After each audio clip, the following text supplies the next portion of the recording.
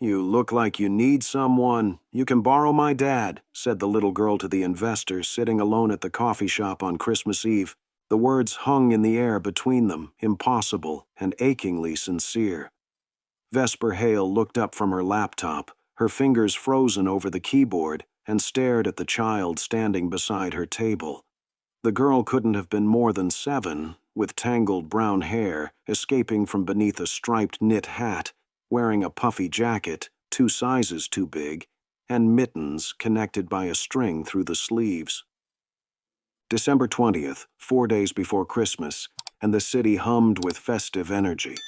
Carols played through overhead speakers, fairy lights blinked in every window, families bundled past with shopping bags and bright laughter. But here, in this corner coffee shop that stayed open late, Vesper sat alone.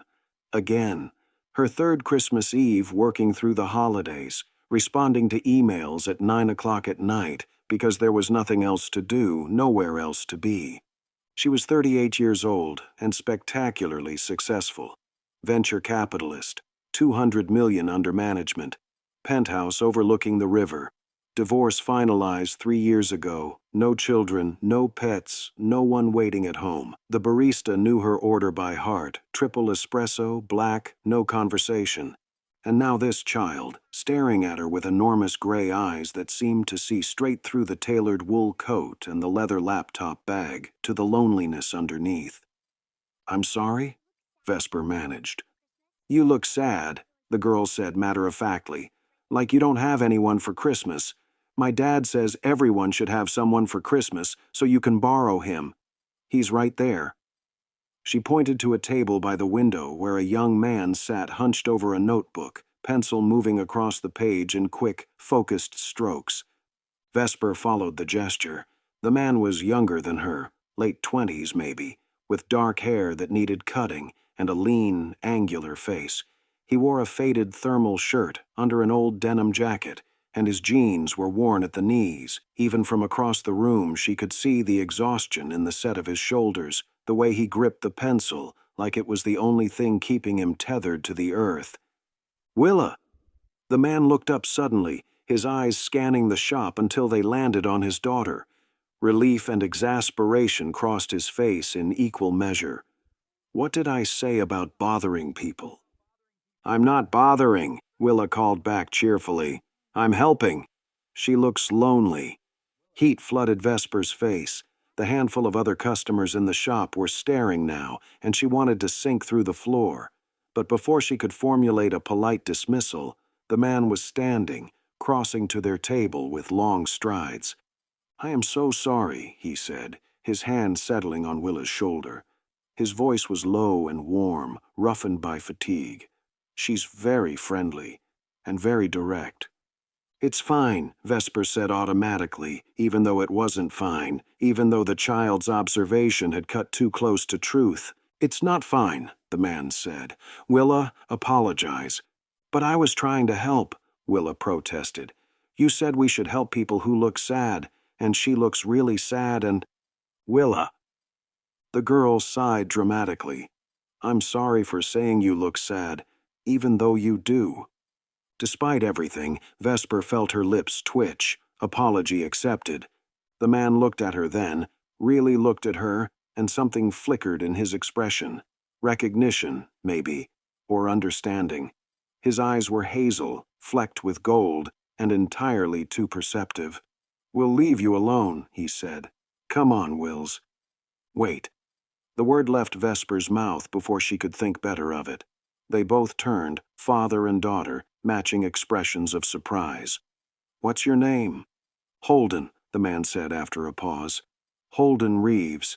And this is Willa. Vesper Hale."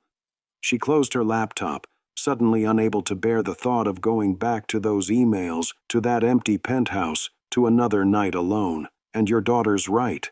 I am sad. And I don't have anyone for Christmas." Willa's face lit up like the Christmas lights outside. "See, Daddy? I told you." Holden's expression softened. "Would you—" He hesitated, glancing at Willa, then back at Vesper. "Would you like to join us? We're just having hot chocolate. Nothing fancy. Everything in Vesper's carefully constructed life screamed that this was inappropriate. You didn't accept invitations from strangers in coffee shops. You didn't let strange children diagnose your loneliness. You didn't abandon work for hot chocolate with people you'd never met. But when she looked at Willa's hopeful face and Holden's tired eyes, all she could think was, when was the last time anyone invited me anywhere? I'd like that, she heard herself say. Thank you. They moved to Holden's table by the window, Willa chattering the entire way about the snowflakes starting to fall outside, and how she'd asked Santa for art supplies because her dad was an artist, and she wanted to be one too. Vesper followed, feeling oddly disoriented, like she'd stepped sideways into someone else's life. The table was cluttered with Holden's things. The notebook she'd seen him writing in turned out to be a sketchbook filled with detailed pencil drawings. Architectural renderings mostly. Buildings that looked both real and imagined. A paper coffee cup sat half empty beside it, next to Willa's coloring book and a small tin of broken crayons. You draw buildings, Vesper observed as she sat.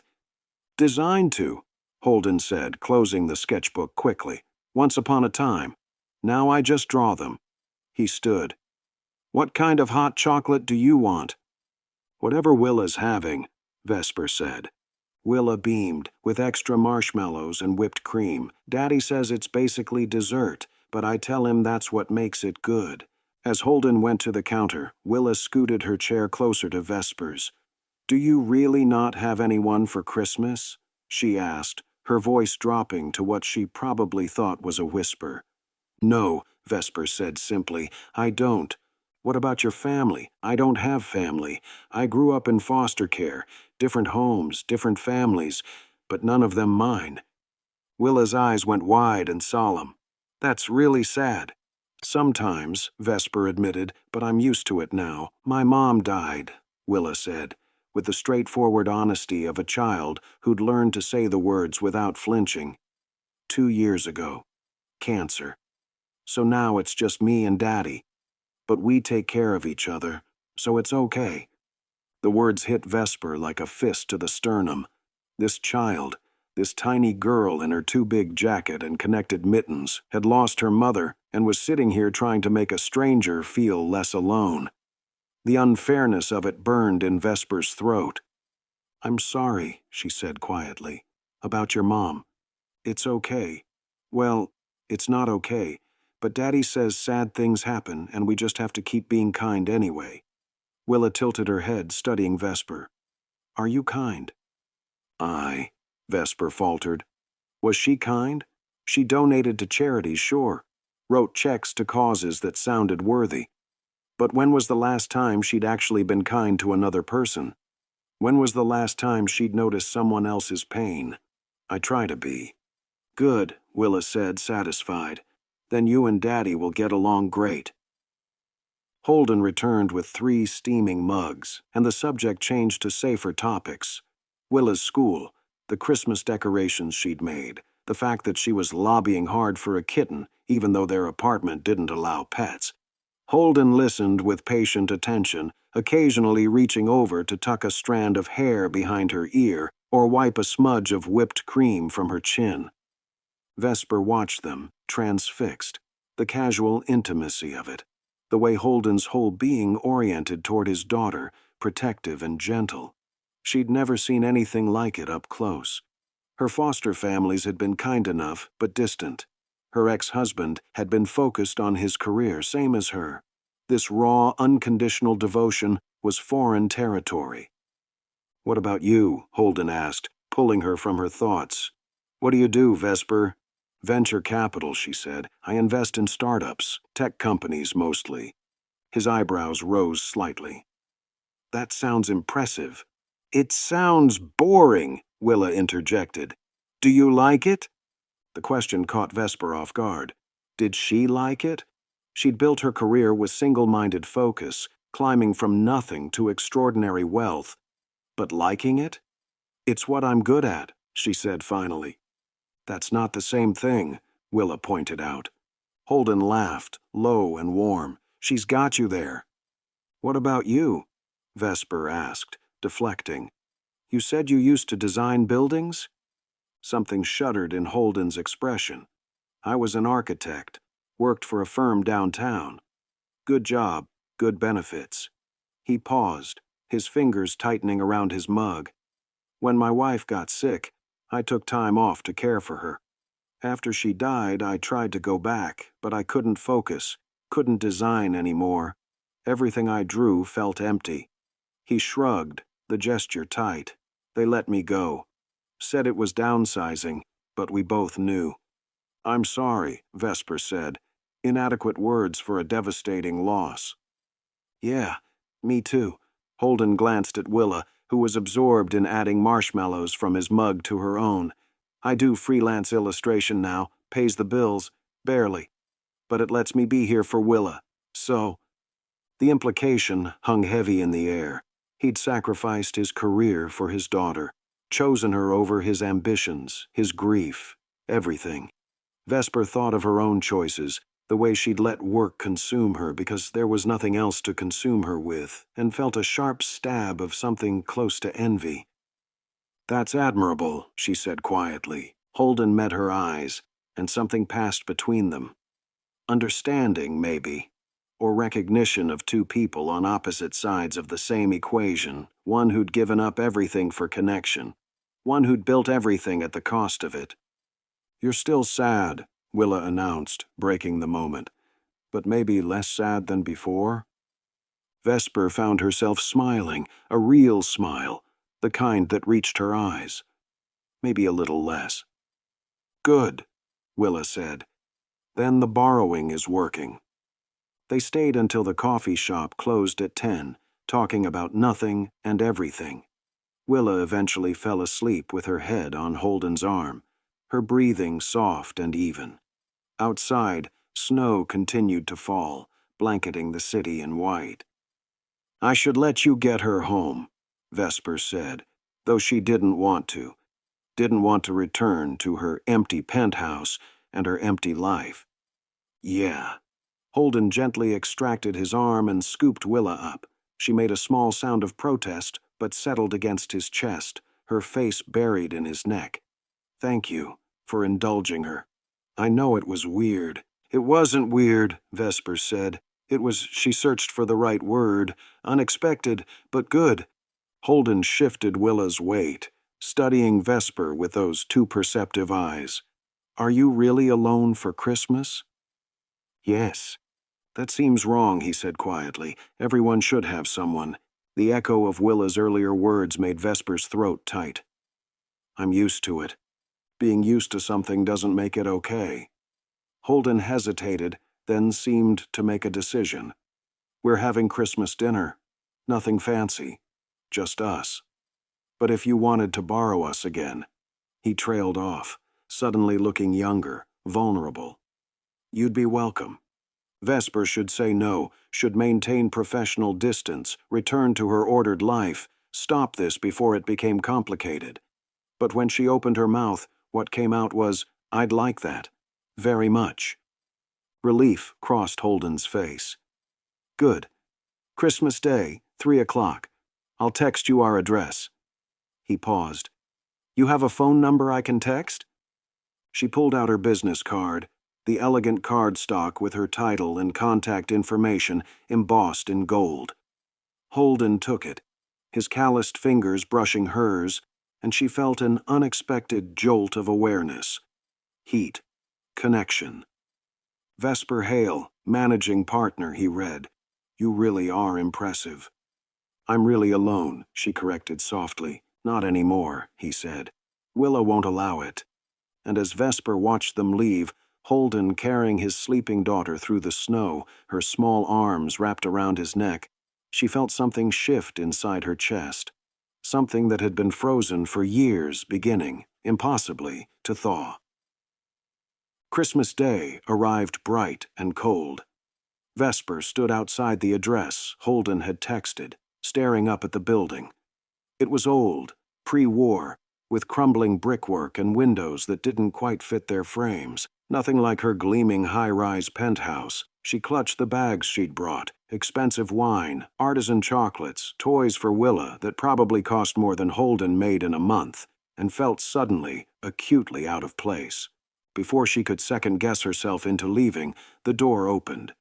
Willa stood there in a red dress covered in reindeer, her hair in lopsided pigtails. "You came!" she shrieked, launching herself at Vesper's legs. "Daddy said you might not, but I knew you would."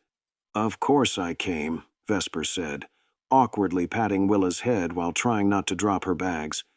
Holden appeared behind his daughter, and Vesper's breath caught. He'd cleaned up, hair still damp from the shower, wearing actual slacks and a button-down shirt that was slightly too big in the shoulders. He looked younger somehow and heartbreakingly handsome. "Hi," he said, a shy smile tugging at his lips. "You found us. You gave good directions. Come in, please." He stepped aside, and Vesper entered their world. The apartment was tiny, one bedroom, she guessed, with Holden probably sleeping on the couch, but it was warm and clean and decorated with obvious care. A small Christmas tree stood in the corner, hung with handmade ornaments and lights that blinked cheerfully. The scent of cooking meat and cinnamon filled the air. Children's drawings covered one wall, and Holden's sketches covered another. "I know it's not much," Holden said, taking her coat. "It's perfect," Vesper said, and meant it. This space, small and worn and filled with love, felt more like home than her expensive penthouse ever had. Dinner was simple but delicious. Roasted chicken, vegetables, mashed potatoes that Willa proudly announced she'd helped make. They ate at a small table by the window, and Vesper couldn't remember the last time food had tasted so good. Maybe it was the company, maybe it was the way Holden kept catching her eye and smiling like they were sharing a secret. Maybe it was Willa's endless chatter about school and friends and the kitten she still desperately wanted. After dinner, they opened presents. Willa squealed over the art supplies Vesper had brought, immediately demanding that they all draw together. Holden opened his gift, an expensive set of architectural drafting pencils, with reverent care. "These are too much," he said quietly. "They're not enough," Vesper countered. "You should be designing again. You're too talented not to." Something raw crossed his face. "I can't. Every time I try, I just see her, my wife, all the buildings we were going to design together, all the plans we made. It hurts too much." "What if it didn't have to?" Vesper asked. "What if you could design something new? Something just for you and Willa?" Holden looked at her for a long moment, and Vesper saw the exact moment something shifted in his eyes. Not healing, not yet, but possibility. "Maybe," he said softly. "Maybe." They spent the rest of the evening drawing. Willa created wild, colorful scenes of dragons and princesses. Holden sketched the view from their window, his hand moving with increasing confidence. And Vesper, who hadn't drawn anything since elementary school, created a clumsy but earnest picture of the three of them at the table. "That's really bad," Willa said with brutal honesty, studying it. "Willa," Holden said, mortified, but Vesper laughed, really laughed, for the first time in years. "She's right. It's terrible." "But it's ours," Willa said, carefully taking the drawing and hanging it on the wall with the others. "So it's perfect." As the evening wound down and Willa's yawns became more frequent, Vesper knew she should leave, should go back to her real life and let them return to theirs. But when Holden walked her to the door, his hand lingering on her arm, she found herself desperately not wanting to go. "Thank you," she said, "for letting me borrow you." "You don't have to borrow," Holden said quietly. "You could just stay." The words hung between them, weighted with meaning. Vesper's heart hammered against her ribs. "Holden, I don't think. I know we just met. I know this is crazy." He ran a hand through his hair, frustrated, vulnerable. "But Vesper, when I look at you, I see someone who's as lost as I was. And maybe we could be less lost together. I'm 10 years older than you," Vesper said, the words tumbling out. "I'm broken in ways you can't fix. I don't know how to be part of a family. I'll disappoint you. I'll disappoint Willa." "Or," Holden said, stepping closer, you could let us love you anyway." The word love ricocheted through Vesper's chest like a bullet. She'd been loved before, in cautious, conditional ways. But this, what Holden was offering, felt different, dangerous, real. "I don't know how," she whispered. "Neither did I," Holden said. "But Willa taught me. She can teach you too." And standing in that narrow doorway, with snow falling outside and warmth radiating from the small apartment behind her, Vesper made a choice. Not the safe choice, not the smart choice, but the only choice that mattered. "Okay," she said. "Teach me." Over the next weeks, Vesper's life transformed in ways she couldn't have imagined. She started leaving work early to pick Willa up from school. She spent evenings in Holden's tiny apartment, helping with homework and making dinner, and slowly, tentatively, learning how to be part of their lives. Holden was patient with her, understanding when she pulled back, giving her space when the intimacy became too much. They hadn't slept together, hadn't even kissed, but the tension simmered between them constantly. The way his hand would brush hers when passing dishes, the way she'd catch him watching her play with Willa, something hungry and hopeful in his eyes.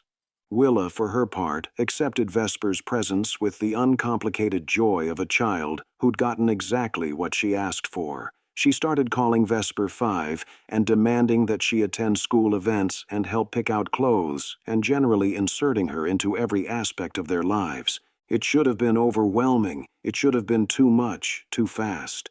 But for the first time in her life, Vesper felt like she was exactly where she was supposed to be. Then came the morning she arrived at Holden's apartment to find him sitting at the table, his face pale, a letter clutched in his trembling hands. "What's wrong?" Vesper asked immediately, her stomach dropping. "Eviction notice," he said flatly. "Landlord selling the building. We have 30 days. "That's illegal," Vesper said. "In this city, they need to give you 90 days minimum." "He knows I can't afford a lawyer." Holden's voice was hollow.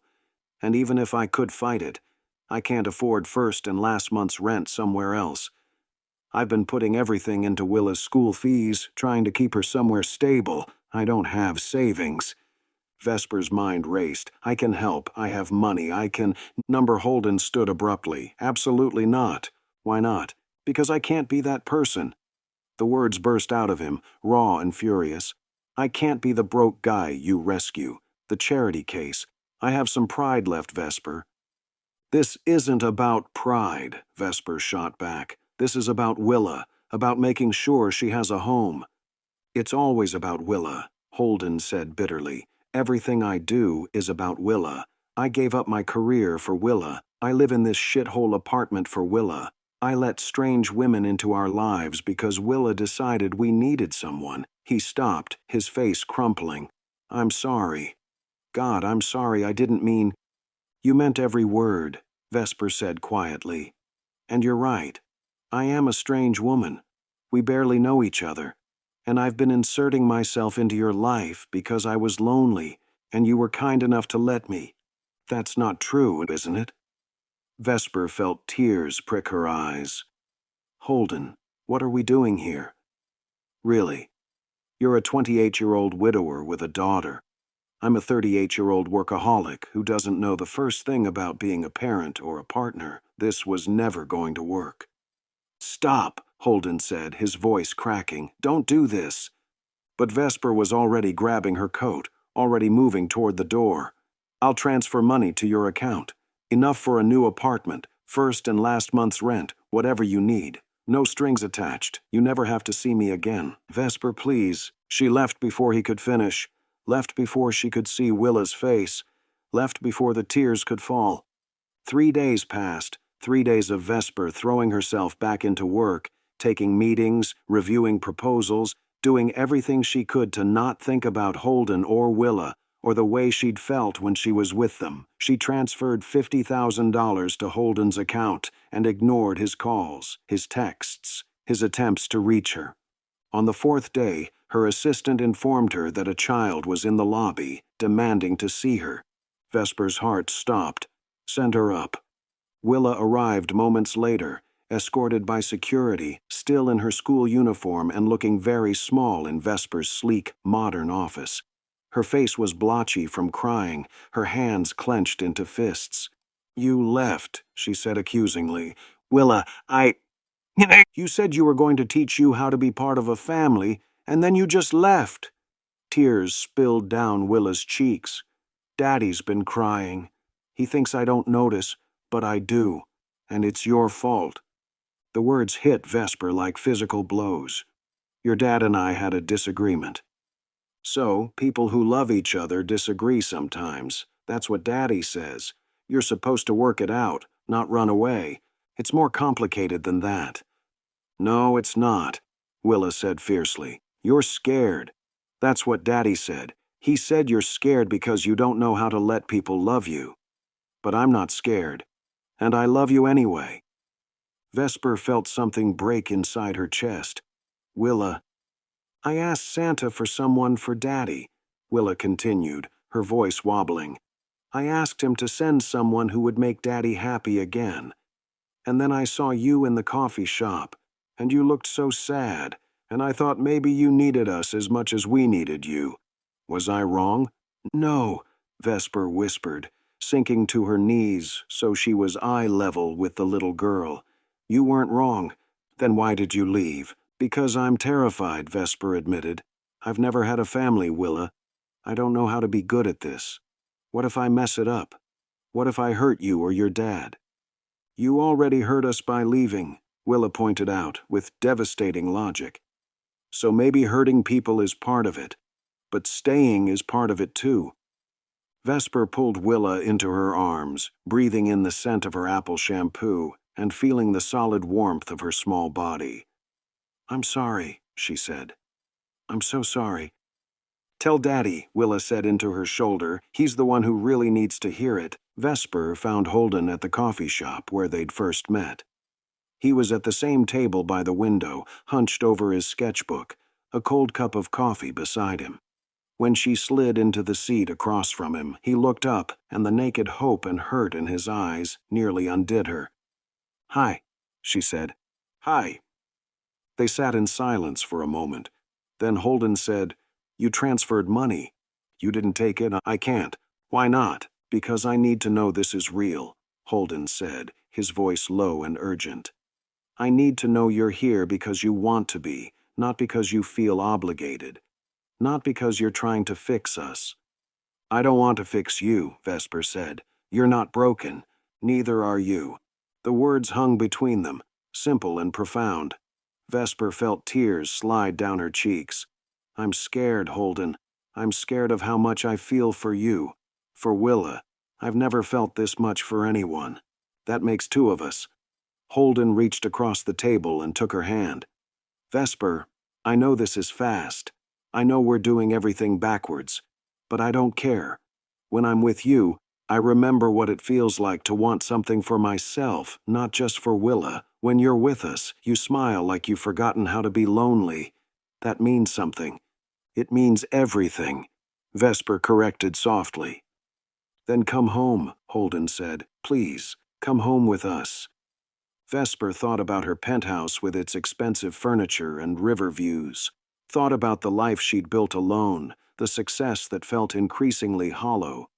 And then she thought about Willa's laughter and Holden's gentle hands and the way it felt to sit around a small table sharing dinner and drawings.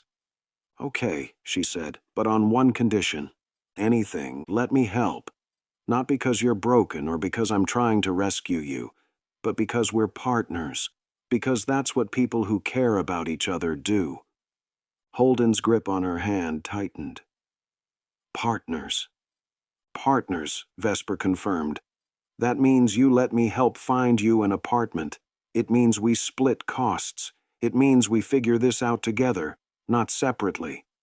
"And what do I give you?" Holden asked. "What do I have that you need?" Vesper smiled through her tears. "Everything. You give me everything." 6 months later, Vesper stood in the doorway of the new apartment, watching Holden and Willa arrange furniture. It was bigger than Holden's old place, but nothing extravagant. 3 bedrooms in a good school district, with windows that let in light and space for Holden to work.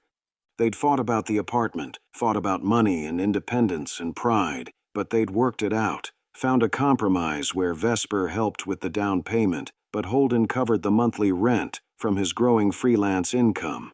Not perfect, but theirs. Willa called, "Come see my room." Vesper followed her daughter, and yes, she'd started thinking of Willa that way, as her daughter, into a bedroom painted soft purple. Willa's drawings covered the walls, including that terrible one Vesper had made on Christmas, framed now and given pride of place. "It's perfect," Vesper said. "Almost perfect," Willa corrected. "It'll be perfect when you move in all the way instead of just sleeping over sometimes." Vesper's heart skipped. She and Holden hadn't discussed that yet, hadn't talked about making this arrangement permanent. They were taking it slow, or as slow as possible, given that they'd fallen into each other's lives with the force of a meteor strike. "That's a conversation for another day," Vesper said carefully. "Why?" Willa asked with her usual bluntness. "You love us. We love you. Why wait?" "Because sometimes adults need to take their time with big decisions." "That's silly," Willa declared. "Daddy always says when you know you know." "He does he?" "He does." Holden appeared in the doorway, his hair disheveled from moving furniture, a smile on his face. "And I do know." Vesper's pulse quickened.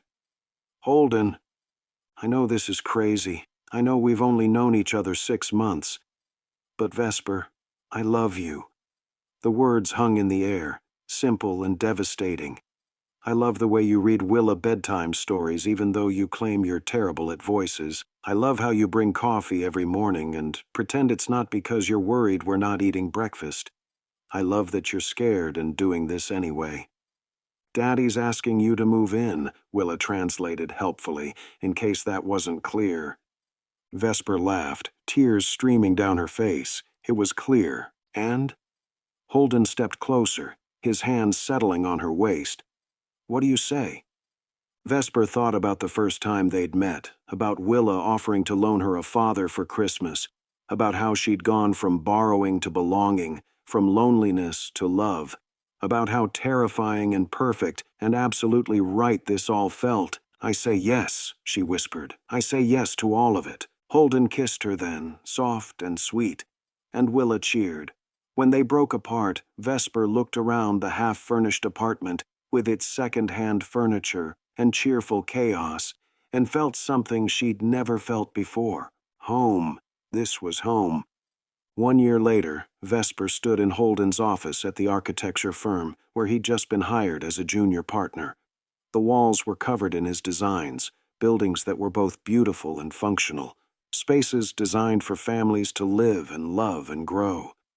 "They want me to design a community center," he said, his voice filled with wonder, "for kids in foster care. Art programs, music rooms, safe spaces."